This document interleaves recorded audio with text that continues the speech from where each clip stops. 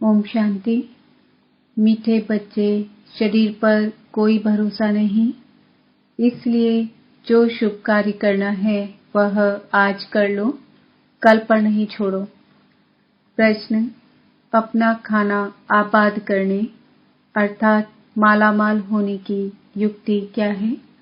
उत्तर: शिव बाबा को अपना बच्चा बना दो तो वह तुम्हें 21 जन्मों के लिए माला माल कर देंगे। यह एक ही है जो सबका बच्चा बन सबका खाना आबाद कर देते हैं, परंतु कई डरते हैं, समझते हैं शायद सब कुछ देना पड़ेगा। बाबा कहते डरने की बात नहीं, तुम अपने बच्चों आदि को संभालो, उनकी पालना करो, परंतु याद इस बच्चे को करो तो तुमको लाल कर देगा। अगर इस बच्चे पर बलि चढ़े तो तुम्हारी बहुत सेवा करेगा। ओम शांति।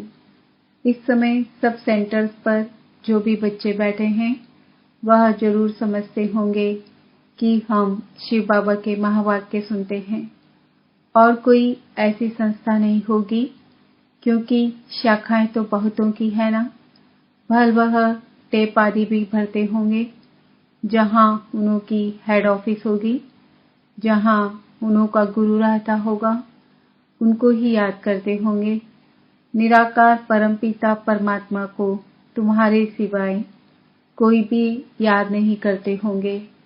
इस संगम समय पर ही पारलौकिक बाप आते हैं, बच्चों को बैठ परिचय देते हैं और बच्चे निश्चय बुद्धि हो उसी धुन में रहते हैं। परमपिता परमात्मा इस समय ही मुरली चलाते हैं।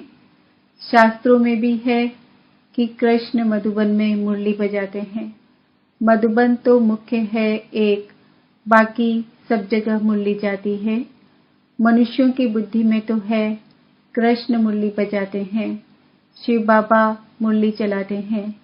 यह किसकी बुद्धि में कभी आ ना सके, यह किसको पता नहीं है। जहां जहां तुम्हारे सेंटर्स खुलते हैं सभी यह समझते हैं शिव बाबा की मुरली बजती है ब्रह्मा द्वारा, जो फिर सब ज्ञान गंगाएं सुनकर औरों को सुनाती है। बुद्धि में तो शिव बाबा याद है ना। शिव बाबा जिसको भगवान कहा जाता है, शिव बाबा मुरली सुनाते हैं, यह कोई भी शास्त्रों में नहीं है। तुम बच्चे कहाँ भी हो समझते हो यह मुरली जो छप कर आई है शिव बाबा की ही आई है। शिव बाबा बिगर कोई सिखला नहीं सकते। बाप ही कहते हैं मुझे याद करो तो मैं वर्षा दूंगा। बाबा बच्चों को समझाते रहते हैं कि मामे कम याद करो और कोई भी नाम रूप को याद नहीं करो। साकार मनुष्यों के फोटो आदि तो जन्म जन्मांतर इकट्ठे करते आए हो, उपासना करते आए हो। देवताओं आदि के चित्र रखना, यह सब तुम्हारा छूट जाता है। भक्ति मार्ग में आत्माएं बाप को याद करती है। शरीर को तो तब याद करते जब देह अभिमानी बनते हैं। बाप घड़ी घड़ी कहते हैं अपने को आत्मा समझ बाप को याद करते रहो। आत्मा ही पतित दुखी बनी है। आत्मा कहती है मैं महाराजा था, अब रंक बन गया हूँ। तुमको अब स्मृति आई है, हम बाबा के बच्चे हैं, बाप से हमने वर्षा पाया था। अब बाप कहते हैं सबको बाप का परिचय दो। इन जैसा शुभ कार्य होता नहीं। इस शुभ कार्य में देरी नहीं करनी चाहिए। शरीर पर तो भरोसा नहीं है, न जवान पर न बूढ़े पर, इसलिए जो कुछ करना है सो आज करना चाहिए। आजकल करते करते काल खा जाएगा। बाप ने कितनी बड़ी हॉस्पिटल कम यूनिवर्सिटी खोली है, जिससे हेल्थ वेल्थ हैप्पीनेस मिलती है। हेल्थ वेल्थ है तो हैप्पी है ही है।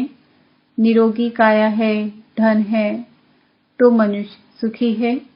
तो बाप कहते हैं जिसको शुभ कार्य करना है कर लो।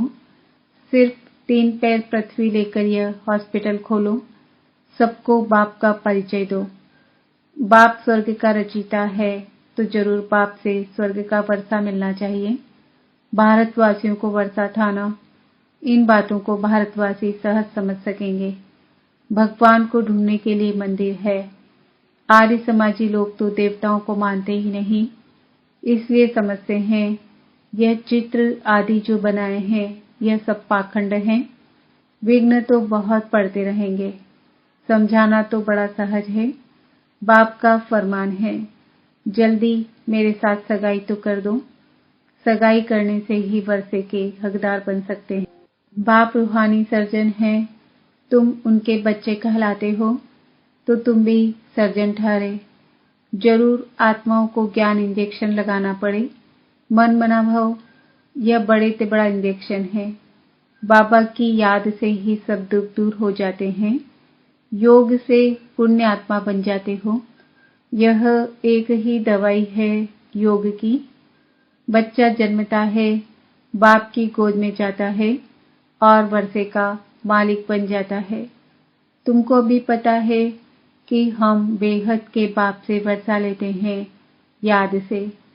याद में ही अनेक प्रकार के विघ्न पड़ते हैं, इसलिए याद को पक्का करते जाओ। सिर्फ 3 पैर पृथ्वी के लेकर यह हॉस्पिटल खोलो। यह 3 पैर है ना, नहीं तो ऐसी ऊंच कॉलेज के लिए तो 50-60 एकड़ जमीन होनी चाहिए, जहां बहुत मनुष्य आकर पड़े, ज्ञान इंजेक्शन लगाते जाएं। गायन भी है कि 3 पैर पृथ्वी के नहीं मिले थे और फिर विश्व के मालिक बन गए। तुम विश्व के मालिक बनते हो ना। 3 पैर पृथ्वी के कोई बड़ी बात नहीं, फिर आहिस्ते आहिस्ते बढ़ता जाएगा। फाउंडेशन लगाया तो कितने सेंटर्स खुल गए, कितने कौड़ी जैसे से हीरे जैसा बनते हैं। करने वाले को ही बहुत फायदा है। बहुतों के कल्याण के लिए ही हॉस्पिटल अथवा कॉलेज खोले जाते हैं। यह भी ऐसे हैं। बाहर में बोर्ड लगा दो, क्लिनिक फॉर हेल्थ वेल्थ 21 जन्मों के लिए। हिंदी में कहेंगे 100% पवित्रता सुख शांति का चिकित्सालय। परंतु बच्चों में सर्विस का शौक नहीं। कुटुंब आदि के जाल को मकड़ी की जाल कहा जाता है। जाल में खुद फंस जाते हैं। बाप आकर रावण रूपी मकड़ी की जाल से निकालते हैं। सतयुग में ऐसे नहीं कहेंगे। यहाँ भी आप ही अपनी जाल में फंस मरते हैं। यह है ही रावण का राज्य। कितनी बड़ी बड़ी रावण की जाल है सारी सृष्टि पर। सभी शोक वाटिका में बैठे हैं। इस रावण की जाल में सब साधु संत आदि फंसे हुए हैं। अब बाप कहते हैं, इन सबको भूल अपने को आत्मा निश्चय करो और सबको यही रास्ता बताते रहो। यह सृष्टि चक्र का राज दूसरा कोई बता नहीं सकते। बाप कहते हैं, इन सबको छोड़ माँ में कम याद करो। याद से ही तुम्हारे सब पाप मिट जाएंगे। शुभ कार्य में देरी नहीं करनी चाहिए। मिसाल भी देते, देरी करते करते मर जाते हैं। फिर भोग पर जब वह आत्मा आती है तो फिर बहुत रोती है। फिर बोला जाता है, देखो तुमने देरी की। आजकल करते करते काल खा गया, अब ज्ञान तो उठा नहीं सकते हो। ऐसे ऐसे उल्हाना दिया जाता है। बहुत बच्चे ख्याल करते हैं, अच्छा कल यह करेंगे, फिर मर जाते हैं। इसलिए समझाया जाता है, ममत्व छोड़ दो। लौकिक संबंधी तुम्हारा कोई कल्याण करने वाले नहीं हैं। यह शिव बाबा अब तुम्हारा बच्चा बनते हैं। कहते हैं, तुम मुझे वारिस बनाओ तो मैं तुम्हारी बहुत सेवा करूंगा। इसलिए बाबा पूछते भी हैं, आपको कितने बच्चे हैं? मुझ शिव को अपना बच्चा बनाया तो माला माल हो जाएंगे 21 जन्मों के लिए। कन्या तो अपने घर जाती है, बच्चे के लिए कितना हैरान होते हैं। बच्चा नहीं होता है तो दूसरी तीसरी शादी भी करते हैं। बाप कहते हैं, वह लौकिक बच्चे तो तुम्हारी कुछ भी सेवा नहीं करेंगे। यही एक सबका बच्चा बनता है, एकदम सबका खाना आबाद करने, परंतु कई डरते हैं कि सब कुछ देना पड़ेगा, क्या होगा। बाप कहते हैं अपने बच्चों आदि की पालना तो करनी ही है, परंतु याद इस बच्चे को करो, यह तो तुमको लाल कर देगा। काशी के मंदिर में जाकर बलि चढ़ते हैं, समझते हैं शिव पर बलि चढ़ने से जीवन मुक्ति मिलनी है। वास्तव में बात यहाँ की है, कहाँ की बात कहाँ ले गए हैं। अगर तुम इस बच्चे पर बलि चढ़े तो यह तुम्हारी बहुत सेवा करेंगे, स्वर्ग में महल दे देंगे। वह बच्चा तो कुछ भी नहीं करेगा, करके ब्राह्मण आदि खिलाएंगे। मनुष्य दान पुण्य आदि जो करते हैं सो अपने लिए ही करते हैं। तो यह हॉस्पिटल खोलना कितना पुण्य है। साहूकार लोग तो 10-15 हॉस्पिटल खोल सकते हैं। यह पैसे आदि तो सब खत्म हो जाएंगे। तुम किराए पर मकान लेकर 50,000 में 50 हॉस्पिटल खोल दो, फिर वह आप ही अपने पैर पर खड़े हो जाएंगे। बाप कितनी सहज युक्तियां सर्विस की बताते हैं। गंगा के कंठे पर जाकर सर्विस करो, अपनी पीठ पर यह बाबा का परिचय लगा दो, आप ही पढ़ते रहेंगे। देह अभिमान छोड़ना है। कोई साहूकार ऐसे करे तो सब कहेंगे वाह, इनको तो देह अभिमान बिल्कुल नहीं है। बाप का परिचय देना है। बाप स्वर्ग का रचयिता है, फिर हम नरक में क्यों पड़े हैं। अभी बाप आए हैं, कहते हैं देह के सब संबंध छोड़ मुझे याद करो। भारत स्वर्ग से नरक कैसे बना, लक्ष्मी नारायण ने 84 जन्म कैसे लिए। आओ तो हम कथा सुनाएं, ढेर इकट्ठे हो जाएं। पतित पावनी गंगा को भी कहते हैं तो जमुना को भी कहते हैं। अच्छा, गंगा पतित पावनी है तो एक को पकड़ो ना। अब तुम बच्चों ने ड्रामा को जाना है तो फिर समझाना है। अगर औरों को रोशनी नहीं देंगे तो कौन कहेंगे कि इनकी बुद्धि में रोशनी है। सर्जन इंजेक्शन लगा न सके तो उनको सर्जन कौन कहेगा। तुम बच्चों को सारी रोशनी मिली है। 84 जन्मों का राज बुद्धि में है। तुम इस ड्रामा को और एक्टर्स की एक्ट को जानते हो।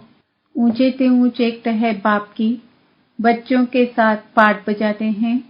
तुम भारत को स्वर्ग बनाते हो, परंतु हो गुप्त, incognito, non violence. Shiv Shakti सेना, उनकी सब बातें जिस्मानी हैं। कितने कुंभ के मेले में जाते हैं, यहाँ जिस्मानी कोई बात नहीं। तुम उठते बैठते चलते यात्रा पर हो, याद से तुम पावन बनते हो। बाबा कहते हैं तुम कर्म करते समय भी शिव बाबा को याद करो।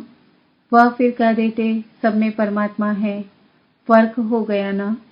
बाप कहते हैं जहाँ भी बैठो मुझे याद करो। फिर सर्विस भी करनी चाहिए। मंदिरों में बहुत भक्त जाते हैं, बस यह चित्र पीठ पर लगा दो, बाप का परिचय देते रहो। युक्तियां तो बहुत बतलाते हैं, शमशान में जाकर समझाओ। निराकार बाप की महिमा और श्री कृष्ण की महिमा। अब बताओ गीता का भगवान कौन। साथ में चित्र भी हो। सर्विस तुम बहुत कर सकते हो। फीमेल करें व कोई कुमारी करे तो अहो सौभाग्य। कन्या तो सबसे अच्छी। कन्याओं का कन्हैया बाप है निराकार। कन्हैया कृष्ण नहीं था, यह है बाप। बाप को ख्याल आता है कि बच्चों को कैसे सिखलाऊं। कल पहले भी ड्रामानुसार ऐसे ही समझाया था, फिर आज समझाता हूं। तो तुमको भी अंधों की लाठी बनना चाहिए। जिन बच्चों को परिचय मिलता है वह फिर औरों को ले आते हैं, उसका भी पुण्य होता है। अपने पास हिसाब रखो, जितना करेंगे फल तो मिलेगा ना। कोई को ले आते हैं तो उनका भी बहुत कल्याण हो जाता है। इस धंधे में बच्चों का बहुत अटेंशन चाहिए। सर्विस नहीं करेंगे तो मिलेगा क्या। सर्विस सर्विस और सर्विस। तुम कहते भी हो हम गॉड की सर्विस पर हैं, घर की सर्विस भी भल करो। बाप शिक्षा देते हैं, बच्चों को कभी विकार में नहीं जाने देना।